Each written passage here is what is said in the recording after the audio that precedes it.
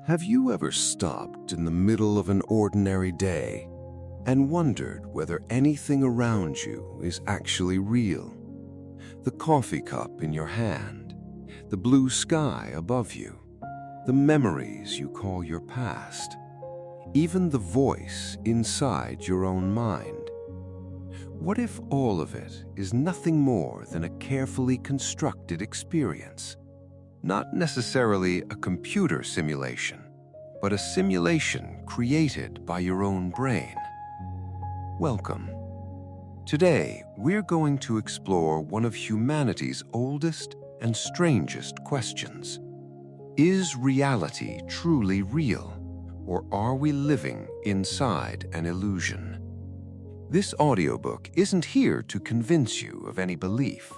Instead, it's an invitation to think. We'll journey through neuroscience, psychology, philosophy, and the famous simulation hypothesis. By the end, you may not find a final answer, but you might start asking better questions.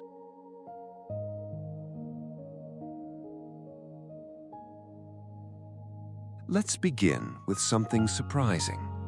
Your eyes don't actually see the world. Your brain does. Light enters your eyes, gets converted into electrical signals, travels through millions of neurons, and finally becomes what you call vision. That means you never experience reality directly. You experience your brain's interpretation of reality. Think about color. There is no red floating around the universe. There are only electromagnetic waves with different wavelengths. Your brain invents the sensation called red. The same is true of sound. Outside your mind, there is only vibration, music, voices, birds singing. All of these are interpretations produced by your nervous system. Reality, as you know it, is already a simulation, not by computers, by biology.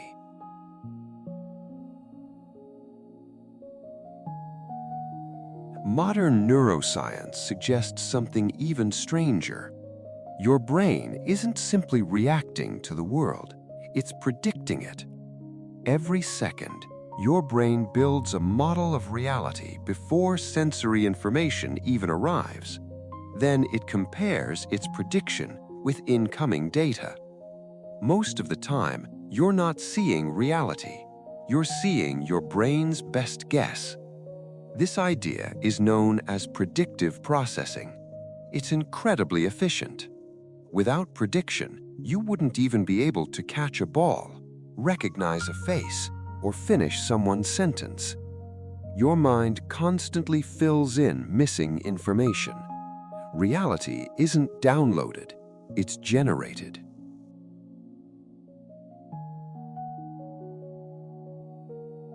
Here's another uncomfortable truth. Your memories are not recordings, they're reconstructions. Every time you remember your childhood, your brain rebuilds the memory. It doesn't replay it. That's why eyewitness testimony is often unreliable. People confidently remember events that never happened.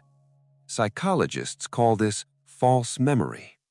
Your past, the thing that feels so solid, is surprisingly flexible. Who you think you are today depends on stories your brain keeps rewriting.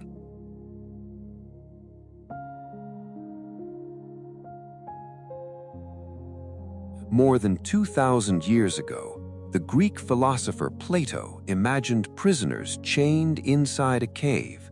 They could only see shadows on a wall. For them, those shadows were reality because they'd never seen anything else.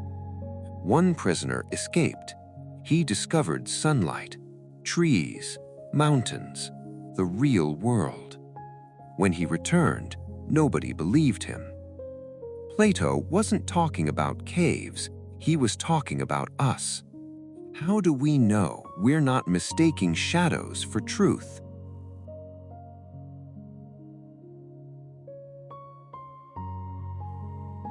Centuries later, French philosopher René Descartes asked an even deeper question. What if everything I experience is an illusion? What if an evil intelligence was deceiving him? What could he know with absolute certainty? Eventually, he reached one famous conclusion. I think, therefore I am. Even if everything else were fake, the act of doubting proved that someone was doing the doubting. Consciousness became the only undeniable fact.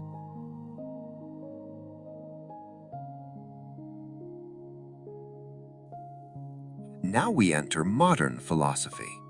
In 2003, philosopher Nick Bostrom proposed an extraordinary idea. Imagine a civilization millions of years more advanced than our own. Would they have enough computing power to simulate entire universes, perhaps billions of them?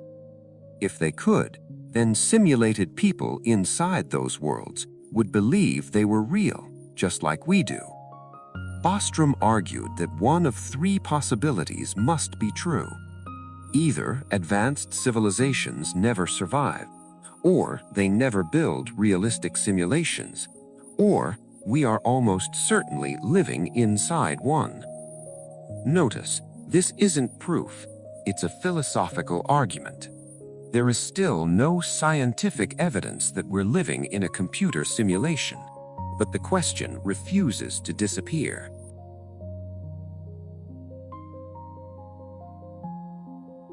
Then comes quantum physics. Particles behave strangely. Sometimes they seem like waves, sometimes like particles. Measurement changes outcomes. People often use these mysteries to support simulation theories, but scientists urge caution. Quantum mechanics is strange, yet strange doesn't automatically mean simulated. Not understanding something isn't evidence for another explanation. Curiosity should never replace evidence.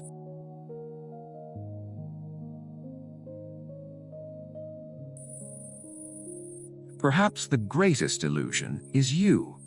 Psychologists increasingly argue that the self isn't a fixed object, it's a process. Your identity changes constantly. The cells in your body change. Your memories change. Your beliefs change. Even your personality evolves.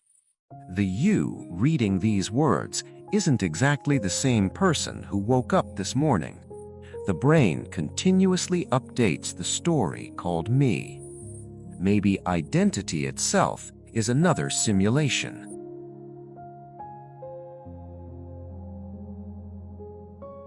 Every night you enter dreams. Inside a dream, everything feels completely real. Only after waking up do you realize it wasn't. Hallucinations can feel equally convincing. Virtual reality can trick your senses. Optical illusions fool your vision. These experiences reveal something profound. Feeling real isn't the same as being real. Your brain is capable of generating entire worlds, sometimes without any external input at all.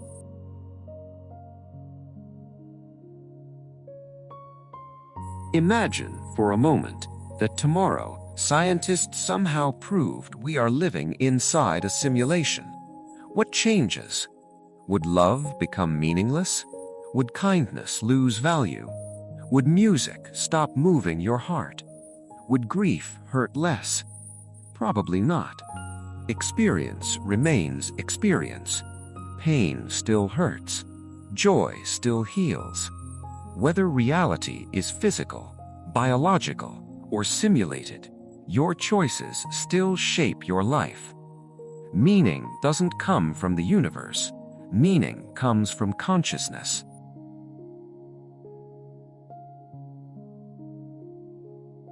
Maybe reality is exactly what it appears to be. Maybe it's a biological construction created by billions of neurons. Maybe it's a simulation beyond our comprehension. Right now, no one truly knows. Science continues asking. Philosophy continues questioning. Psychology continues exploring the mind. And neuroscience continues revealing that our perception is far stranger than we once believed. Perhaps the greatest mystery isn't whether reality is real. Perhaps the real mystery is why consciousness exists at all. Because before you can ask, is reality real? You first have to ask, who is the one experiencing it? And maybe that question is the beginning of every meaningful journey. If this audiobook made you question something you've always taken for granted, then it has done its job. Keep asking difficult questions. Keep doubting easy answers, because sometimes the most profound discoveries don't happen when we find certainty. They happen when we learn to live with mystery.